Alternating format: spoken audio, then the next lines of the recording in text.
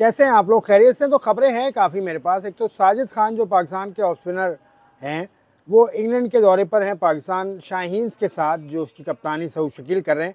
तो वो अनफॉर्चुनेटली ज़ख्मी हो गए, उनकी उंगली में चोट आई है प्रैक्टिस के दौरान। तो ज़ख्मी होने के बायस वो इंग्लैंड से वापस आ रहे हैं और वो उनका दौरा ख़त्म हो गया। पाकिस्तान की शाहीन्स ने आज ही इंग्लैंड की एक काउंटी से मैच खेलना है, उसके अलावा दीगर टीम के साथ भी वो मैच खेलेंगे। ये जो ए टीम से टूर होते हैं, ये डेवलपमेंट के टूर्स होते हैं, लेकिन पाकिस्तान ने इस टूर के अंदर भेजा है। मीर हमज़ा भी हैं उसमें, सऊद शकील भी हैं उसमें, और ये साजिद खान जैसे लड़के भी हैं। लेकिन खैर साजिद खान के साथ अनफॉर्चुनेट हुआ, ये हो गया। उसके बाद फिर वो जो इंग्लैंड में जो लीग ऑफ लेजेंड्स चल रही है, उसका फैसला अभी तक नहीं हुआ कि पाकिस्तान भारत मुकाबला जो कल मनसूख हुआ था, उसके पॉइंट्स किसको जाएंगे। उसूली तौर पर point should be given to Pakistan, क्योंकि पाकिस्तान ने कॉल ऑफ नहीं किया था मैच, पाकिस्तान ने इतराज़ नहीं किया था मैच पर, लेकिन पॉइंट्स का तनाज़ा अभी तक बरकरार है। और ऑर्गेनाइजर्स ये कह रहे हैं कि एक एक पॉइंट ले लें, लेकिन एक एक पॉइंट का फैसला नहीं होगा, एक एक पॉइंट पर बात नहीं बनेगी भाई। पॉइंट पाकिस्तान को 2 चाहिए, क्योंकि पाकिस्तान ने मना नहीं किया था शाहिद अफरीदी ना खेले मैच। इस पर शिखर धवन ने एक एतराज़ उठाया था और फिर भारतीय टीम ने मैच से साइडलाइन होने का फैसला किया, और ये तनाज़ा चल रहा है अभी तक। इस पर जो मैंने मालूमात की है, कोई फैसला नहीं हो सका है। तो ये मामला हनूस बरकरार है। अब देखिए किस करवट ये ऊँट बैठता है, लेकिन उसूली तौर पर the entire points of the game should be given to Pakistan because of their stance. भाई आप ये जो कह रहे हैं कि हम भारत कह रहा है या शिखर धवन साहब कह रहे हैं, तो ये सारी बातें पहले करने वाली थी ना। फिर ये भी कहना कि शाहिद अफरीदी ना सिर्फ मैच में शरीक ना हो, बल्कि वो स्टेडियम में भी ना आए। तो यार ये स्टेडियम का तो आपका कोई कंट्रोल नहीं है ना इंग्लैंड पे। इंग्लैंड के अंदर इंग्लैंड पे आपका कंट्रोल थोड़ी है कि आप कहेंगे स्टेडियम में ना आए। तो ये तो बेवकूफ़ी की बात है। तो शाहिद अफरीदी ने बहुत सख्त मौक़िफ़ लिया और उसने बहुत ऐसी बातें बोली। उसने ये कहा कि एक अंडा गंदा करता है सब। तो ये बयान भी शाहिद अफरीदी का थोड़ा सा जाकर लगा है, और थोड़ा सा नहीं, ठीक ठाक जाकर लगा है, ये मेरी इत्तला के मुताबिक, कि शाहिद अफरीदी के इस बयान पर तिलमिला उठे हैं। तो उस हवाले से भी फैसला करने में मुश्किल हो रही है। लेकिन क्योंकि ऑर्गेनाइजर्स इसके फ्रॉम इंडिया हैं, उसके अलावा इसके main sponsors are from India too, तो ये सारी बातें हैं। लेकिन इंडिया पाकिस्तान की क्रिकेट के मामले बड़े ख़राब चल रहे हैं। एशिया कप की अगर हम बात करें, तो एशिया कप की तो मीटिंग नहीं हो पा रही। मीटिंग क्योंकि शेड्यूल्ड है ढाका में, और 24 और 25 जुलाई को होगी ढाका में शेड्यूल्ड मीटिंग में। इंडियन क्रिकेट बोर्ड के हुकाम शरीक नहीं हो रहे। अब वो क्यों शरीक नहीं हो रहे? वो क्योंकि उनके साथ जो आजकल बांग्लादेश के हालात हैं, वो प्रो इंडियन अब नहीं रहे, because of the end of Hasina Wajid tenure, ये कहा जा रहा है। लेकिन क्रिकेट अलग है, पॉलिटिक्स अलग है। ये इंडिया साबित कर रहा है कि they treat cricket with politics हमेशा। तो ये साबित हो रहा है इस चीज़ के। क्यों भाई आपको बांग्लादेश जाने में क्या कबाहत है? फिर मोहसिन नकवी की वो शर्त मान लेना आपके, आप जूम पर आ जाएं। तो ये सूरत हाल है, ये इस तरह से वाज़ेह हो जाता है इंडिया में। इंडिया के जो इस वक्त के चीफ हैं वो तो साई साहब हैं, लेकिन इंडिया क्रिकेट बोर्ड को यकीनी तौर पर जो जय शाह साहब हैं उनकी मदद हासिल होगी, और उनका ये कहना ज़रूर बनता होगा इंडिया के अपने क्रिकेट बोर्ड हुकाम से कि भाई आप लोग बांग्लादेश न जाएं। बांग्लादेश जाने से क्या कबाहत है? मतलब वही मैंने कहा ना, सियासी जो मामले अब बन गए हैं बांग्लादेश और भारत के दरमियान, उनको देखते हुए बांग्लादेश जाने में हिचकिचाहट का मुजाहरा कर रहे हैं। अब इसमें होगा क्या?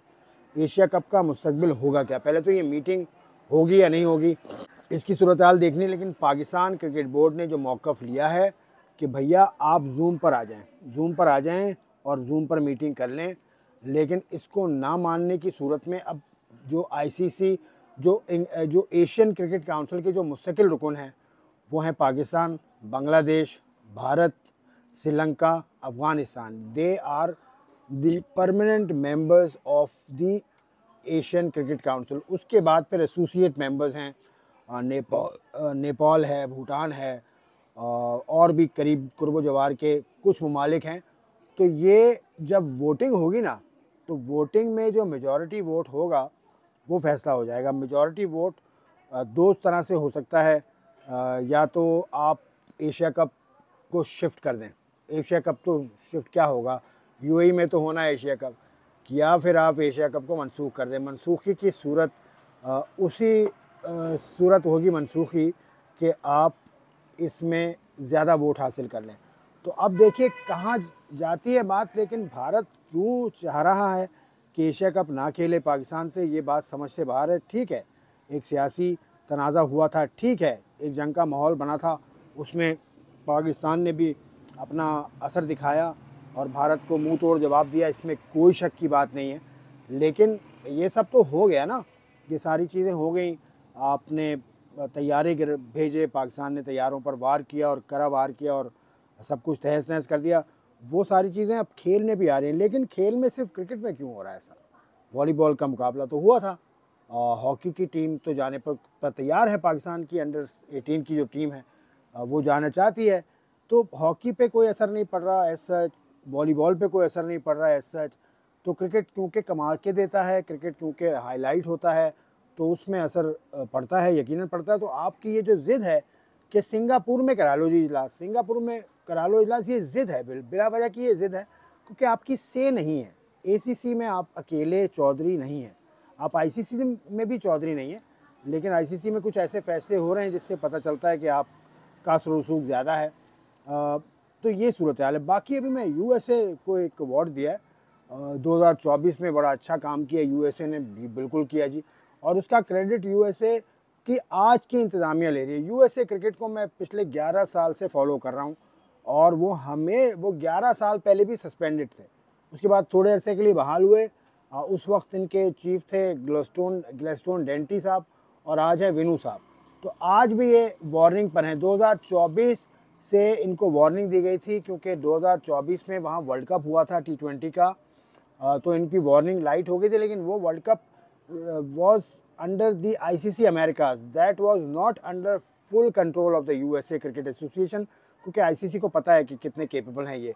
उसके बाद इनके डायरेक्टर्स ने छोड़ दिया, कुछ की ऑफिशियल्स इनके छोड़ के चले गए, इनके कोच को डिसमिस कर दिया गया, स्टुअर्ट लॉ को। इनके one of the directors also parted ways. और उसके अलावा इनके chief executive officer doctor Noor Mohammad मुराद, उनको डिसमिस कर दिया।